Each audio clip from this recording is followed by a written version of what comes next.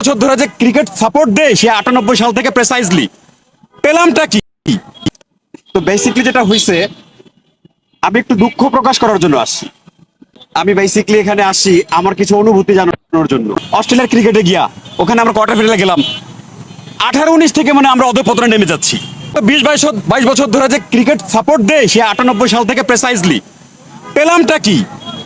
রাজনীতি ছাড়া, সাকিব তামিমের দ্বন্দ্ব ছাড়া, মানে আমি এখন একটা কথা বলি, মানে এটা অডিয়েন্সের জায়গা থেকে আমার কি মনে হয়েছে, বিগত 10-15 বছর ধরে আমরা কিন্তু 15 সালে এসে খুব ভালো করলাম, রাইট? যে আমি আমার যে পরিচয়টা দিলাম, আমি একজন ইংরেজি শিক্ষক, 17 বছর ধরে আইএলটিএস পড়াচ্ছি। বাট ওই 17 বছরের আগে থেকে আমি বাংলাদেশ ক্রিকেটের একজন কট্টর সমর্থক, এটা হচ্ছে আমার আরেকটা বড় পরিচয়। কেন এটা হচ্ছে আমার কাছে মনে হচ্ছে না কেন হইলো, এর মেইন কারণ হইলো, আপনি দেখেন দায়িত্ব নেয় না কেউ। ক্রিকেট খারাপ খেলতেছে, প্লেয়াররা খারাপ খেলতেছে, প্লেয়ারকে চেঞ্জ করে, একে চেঞ্জ করে ওর জায়গায় রাখে, ওরকে ওই নাইম রে বাদ দেওয়া, ওরে আনে, লিটনকে আনে, লিটনকে বাদ দিয়ে আরেকজনকে আনে, তারা খালি প্লেয়ার চেঞ্জ করে। তো প্লেয়ার চেঞ্জ করা, অর্থাৎ চেঞ্জ করাই যদি হয় ফাইনাল রেজাল্ট, তাহলে তো ম্যানেজমেন্টের পরিবর্তন উচিত ছিল। একদম টোটালি একজন ক্রিকেট আমার আগের দিনও আসার কথা ছিল, কিন্তু আমি আসতে পারি নাই। এবং আমি জাস্ট একটা গল্প শেয়ার করি, হয়তো ওই গল্পটা আমাদের কোটি মানুষের গল্প হবে, এবং সেই গল্প এবং আমার পাওনা কি আসলে। তো দেখা গেল যে নানু তো 2008 সালে মারা গেল, 14-15 দিকে খেলা, তখন খেলা হয়েছে 2টা থেকে শুরু হবে।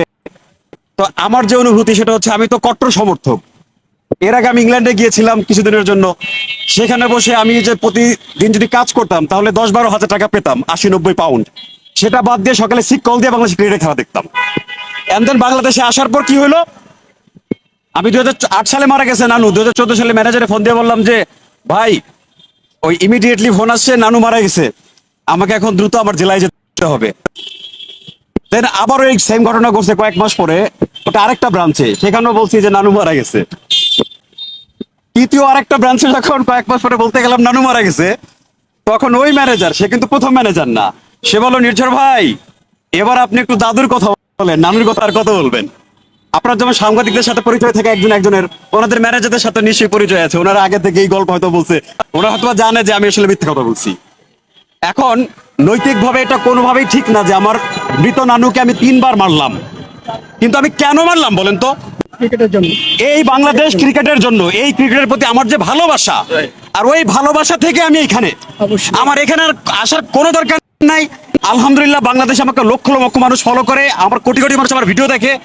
এই বাংলাদেশ জাতীয় দলের ক্রিকেট আমি পড়াই, আমার এতটুকুই যথেষ্ট।